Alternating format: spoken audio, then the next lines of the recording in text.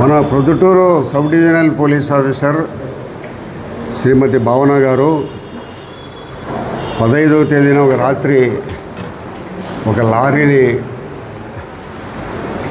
FE shop బియ్యం అని నిలబెట్టడం జరిగింది. నిలబెట్టిన తర్వాత అది రూరల్ పోలీస్ స్టేషన్లో తాత్కాలికంగా ఆపడం జరిగింది. ఎఫ్ఈ షాప్ బియ్యం అయితే సంబంధిత అధికారులతో మాట్లాడితే డీటీ ఎఫ్ఈ షాప్ బియ్యమేనని చెప్పినాడు. దాని మీదనే కేసు రిజిస్టర్ చేయాల్సిన అవసరం అయితే ఉంది. నేను తహసీల్దార్తో మాట్లాడినా డీటీ గారితో వాళ్ళు చెప్పినారు, డీటీ గారు ఎఫ్ఈ షాప్ బియ్యం అని చెప్పినారు. చెప్పిన తర్వాత కేసు రిజిస్టర్ చేసి సంబంధిత అధికారులకు రెవెన్యూ డిపార్ట్మెంటు తహసీల్దార్ వాళ్లకు సంబంధిత లారీని హ్యాండ్ ఓవర్ చేసి సీజ్ చేయాలి, పోలీస్ స్టేషన్ సీజ్ చేసి వాళ్ళకి హ్యాండ్ ఓవర్ చేయాలి రెవెన్యూ వాళ్ళకు. దానిపైన ఈ ఒరిజినల్ బిల్లులా మంచి బియ్యమా, ఈ ఎఫ్ఈ ఫెయిర్ ఫ్రెష్ షాప్కి సంబంధించిన బియ్యమా వేరే బియ్యం అని విచారించి దానిని ప్రొద్దుటూరు తహసీల్దారు రిలీజ్ చేయాల్సిన అవసరం అయితే ఉంది.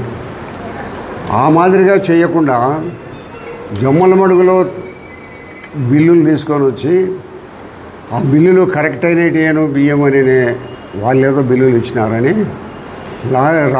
లారీని రిలీజ్ చేయడం జరిగింది. ఎవరు బిల్లులు పొద్దుటూరులో బియ్యం పట్టుకున్న తర్వాత దానికి వెరిఫై చేయాల్సింది పొద్దుటూరు తహసీల్దార్ చేయాలి. పొద్దుటూరు మన సివిల్ సప్లైస్ డీటీ చేయాలి. అట్లా చేయకుండా జమ్మలమడుగులో వాళ్ళు తహసీల్దారు వాళ్ళు దీంట్లో బిల్లులు ఇచ్చినారు ఇవి కరెక్ట్ అయినట్టేనంటే మన పొద్దుటూరు డిప్యూటీ తహసీల్దార్ ఎఫ్ఈ షాప్ బియ్యం అని నిర్ధారించిన తర్వాత జమ్మలమడుగులు ఎట్లా ఇస్తారు? అసలు జమ్మలమడుగులకు ఇచ్చిన బిల్లులు దీన్ని మనం పరిగణలోకి తీసుకోవాల్సిన అవసరం ఏముంది? మన పొద్దుటూరుకి హ్యాండ్ ఓవర్ చేయండి. మీరు పొద్దుటూరు తహసీల్దార్కి హ్యాండ్ ఓవర్ చేసి పొద్దుటూరు తహసీల్దారు దాని మీద విచారణ జరిపి ఆయన ఏం నిర్ణయం తీసుకుంటాడో అది రెవెన్యూ డిపార్ట్మెంటు సివిల్ సప్లైస్కి సంబంధించిన వాళ్ళు చేయాలి. అట్లా చేయకుండా ఏదో బిల్లులు జమ్మలమడుగు నుంచి బిల్లులు తీసుకొని వచ్చినారని ఆ బిల్లులు కరెక్ట్ అయిన బిల్లులే అని తహసీల్దార్ ధృవీకరించినాడని డిఎస్పీ గారు రిలీజ్ చేయడం జరిగింది. పొద్దుటూరులో పట్టుకునేది పొద్దుటూరు మండలంలో పట్టుకునేది పొద్దుటూరులో చేయాలా. పొద్దుటూరు రూరల్ పోలీస్ స్టేషన్లో కేసు రిజిస్టర్ చేసి ఎంఆర్ఓకి హ్యాండిల్ చేయాల్సిన అవసరం అయితే ఉంది. అట్లా చేయకుండా డైరెక్ట్గా జమ్మలమడుగు నుంచి కరెక్ట్ అయిన బిల్లులని తీసుకొని వచ్చి ఆ బియ్యాన్ని రిలీజ్ చేయడం జరిగింది. దీంట్లో భారీ ఎత్తున అక్రమాలు జరిగినాయి.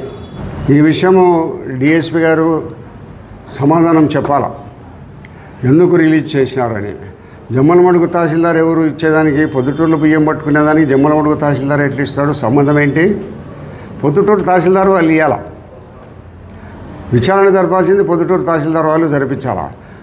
ఇక్కడ పట్టుకునే బియ్యాన్ని జమ్మలమడుగు వాళ్ళు ఏదో బిల్లులు ఉన్నాయని 4 రోజులకు బిల్లులు ఉంటే దాని మీద దాంట్లో ఉండాలి కదా, బిల్లులు నీ దగ్గర ఉండాలి కదా.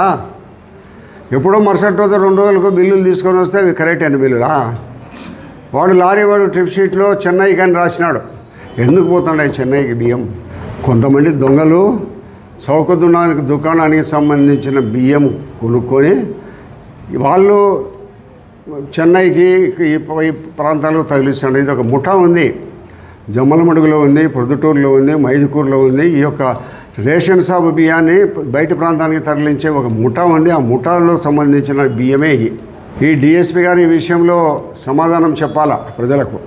ఆ అమ్మకు వదిలే అధికారం ఎక్కడుంది? వదిలే అధికారం మీకు ఎవరికి లేదు. వదిలే అధికారం జాయింట్ కలెక్టర్కి ఉంటుంది, కలెక్టర్కి ఉంటుంది, లేదా మన తహసీల్దార్కి ఉంటుంది, డిఎస్ఓకి ఉంటుంది. ఎవరో తహసీల్దార్ ఇచ్చినాడంటే జమ్మలమడుగు తహసీల్దార్ ఎవరు? పొద్దుటూరికి సంబంధించి అతను. ఇంకొక మాట చెప్తారు వాళ్ళు, కర్ణాటకలో వేలం వేసేటప్పుడు బియ్యం కొన్నాము, ఆ బియ్యాన్ని తీసుకొని వచ్చి ఇక్కడ స్టాక్ చేసి పాలిష్ చేసి మేము ఆ ప్రాంతానికి తరలించుకొని పోతున్నాము అని చెప్తారు. జమ్మలమడుగులో ఆ బియ్యాన్ని స్టాక్ పెట్టుకునేదానికి దానికి లైసెన్స్ ఉందా? నువ్వు ఎక్కడి నుంచి కొనేట్టు తీసుకొని వచ్చిన పెట్టుంది, ఇక్కడ పాలిష్ చేయాల్సిన అవసరమే ఉంది. నువ్వు కర్ణాటకలో కొంటే చెన్నైకి పోవచ్చు డైరెక్ట్గా, వయా చిత్తూరు మీద పోతుంది. ఇంత దూరం తిరిగి రావాల్సిన అవసరం ఏముంది? జమ్మలమడుగులో నువ్వు స్టాక్ పెట్టాల్సిన అవసరం ఏముంది? కాబట్టి ఈ పూర్తిగా 100కి 100 చౌక దుకాణానికి సంబంధించిన బియ్యము డిఎస్పి గారు తన సొంత నిర్ణయంతో స్వలాభాపేక్షతో వదిలివేయడం జరిగింది. దీనికి డిఎస్పి గారు సమాధానం చెప్పాలి. ఈ డిఎస్పి గారు ఈ మాదిరిగా వదిలేసే విషయంలో ఇంకా ఎవరెవరు పోలీసు అధికారుల ప్రమేయం ఉండదనేది కూడా విచారణలో తేల్చాలని నేను కోరుతా ఉంటాను.